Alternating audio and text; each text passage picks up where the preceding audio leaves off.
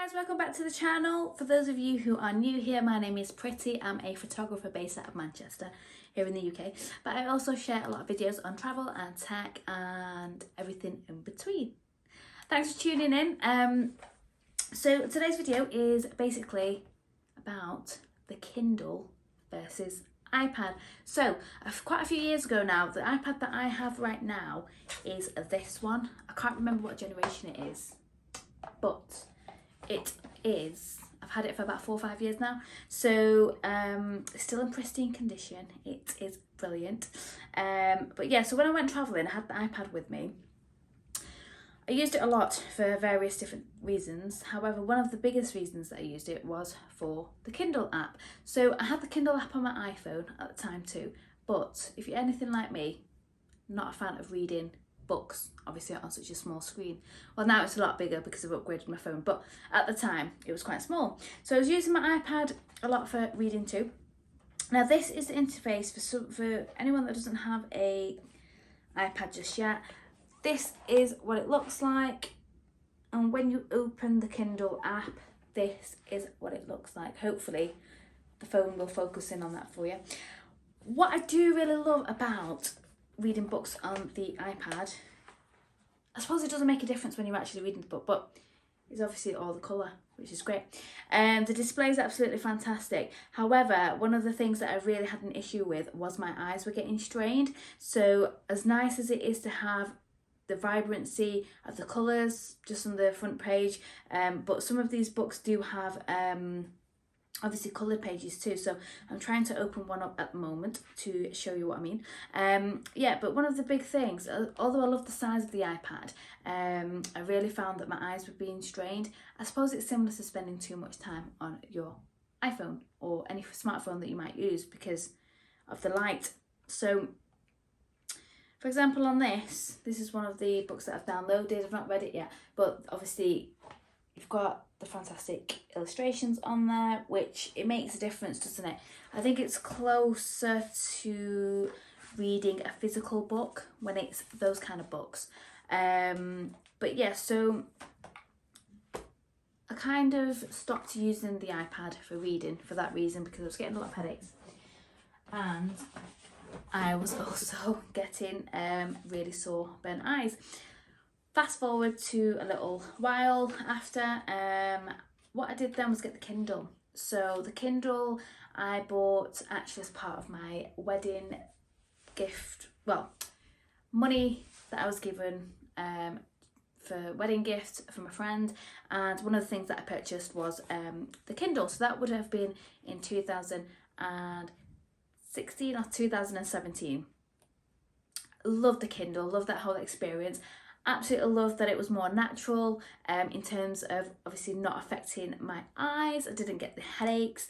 I love the portability factor of it. So I was traveling quite a lot, doing solo trips and things like that. And the size of the Kindle is obviously amazing because it's super small, depending on which Kindle you go for. But I just had the basic sort of entry-level Kindle at the time, and it did the job. Absolutely loved it.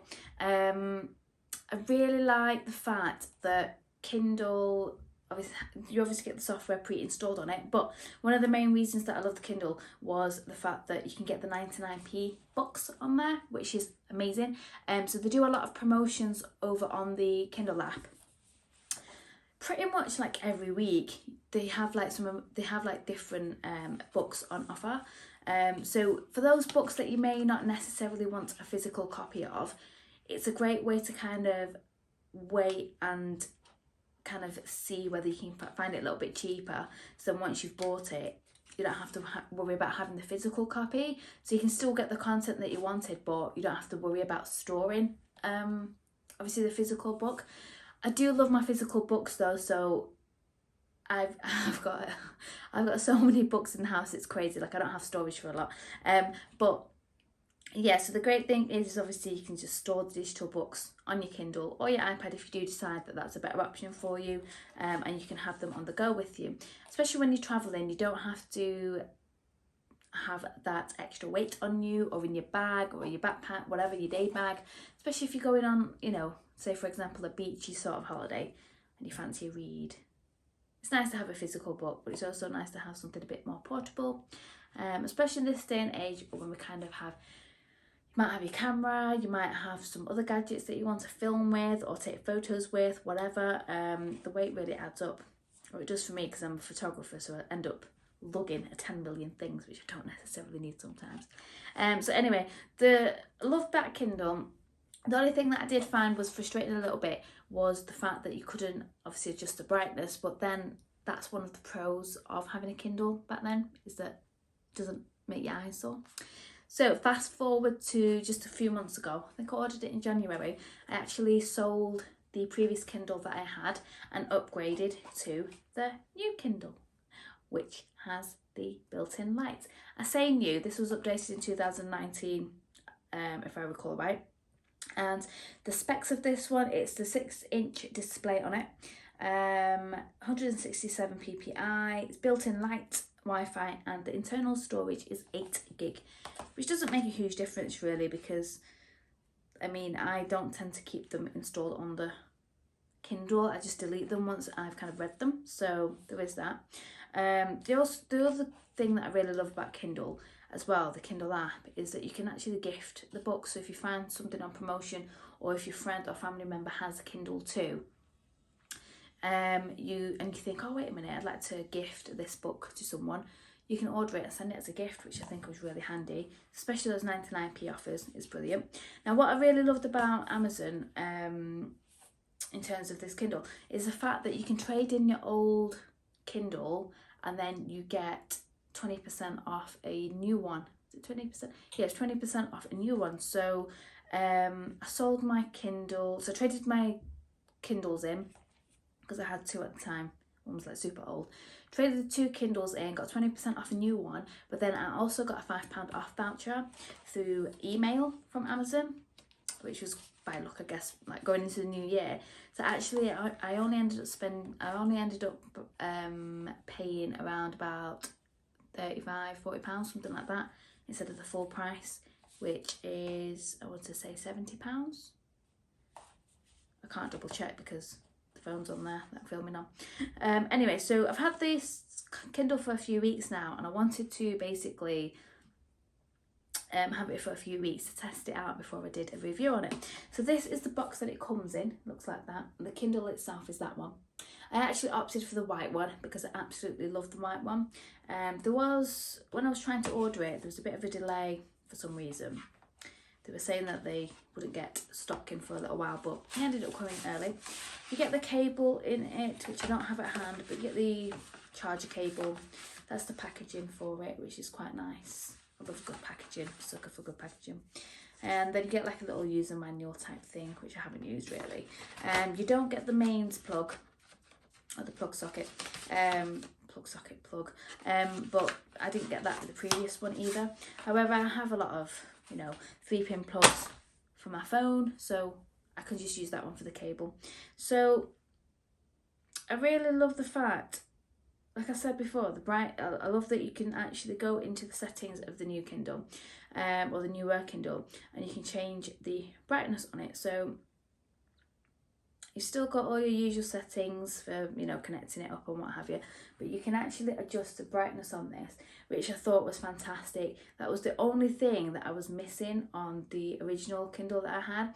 Now what I really love is that you can actually just use the Kindle like the old version, so like during the day, if you don't need the brightness on it, you can just knock it down, which is fantastic. But then as it, if you're reading in bed, for example, you can really brighten it up like that. So it's quite flexible in that sense, which is fantastic. One of the things I have noticed is that the battery isn't as long lasting as the previous one. However, I mean, it's a catch-22 really, because of course it's got a built-in light, so you win some, you lose some, I guess. I do miss the fact that it's not in colour, but hey ho, for the price point that I got it at, I can't really complain. It's got the pre-built-in software as well for the store, so that's what it looks like, which is great. I haven't actually tried, I believe that you can do the audiobooks as well, but I haven't actually got around to trying that yet. but I have bought a ton of books in the new year and over Christmas, which I got for 99p, which is brilliant. So I've got a lot to read. I've also got a lot to read with my book club subscription that I have. Overall, I really love this new Kindle and totally prefer reading on a Kindle versus the iPad, hands down. And like I say, mostly it's because of the weight. So my iPad, like I say, is a few years old, but it is quite weighty. So my hands do get quite stiff when I'm holding that iPad. I do need to buy a case for the Kindle, but I do find that sometimes my hands get a bit sore, but you know, I just need to get a case for that. So I do like that for the portability factor. And now that Amazon have actually included, you know, the front light on this, I think it is a brilliant piece of kit for the price point.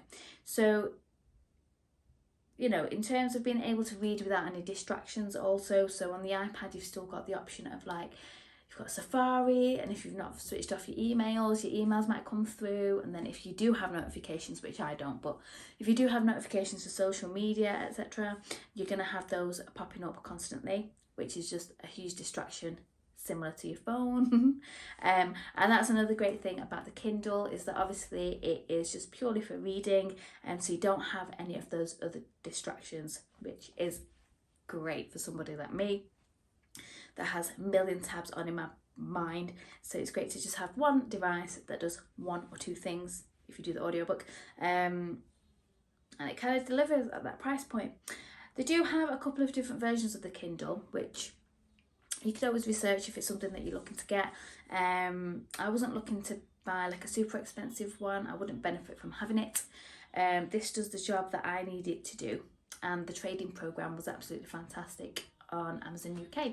So if you guys are obviously looking to upgrade to a Kindle, definitely check that trading program, because you can save quite a bit of money by doing so. And at least you know that your old product is going to be recycled or whatever they do with it, and you don't have to worry about it going to wasteland or what have you. They'll just kind of deal with it. The process was dead easy as well. They just basically send like a bag out, and then you just wrap it in bubble wrap and what have you, and then just send it off safely. And then it took about 10 days or so for me to get the voucher. They just credit your account basically. So I waited for my account to be credited, and then I just placed an order for the new one. And that is it. So I definitely recommend the Kindle over the iPad for reading.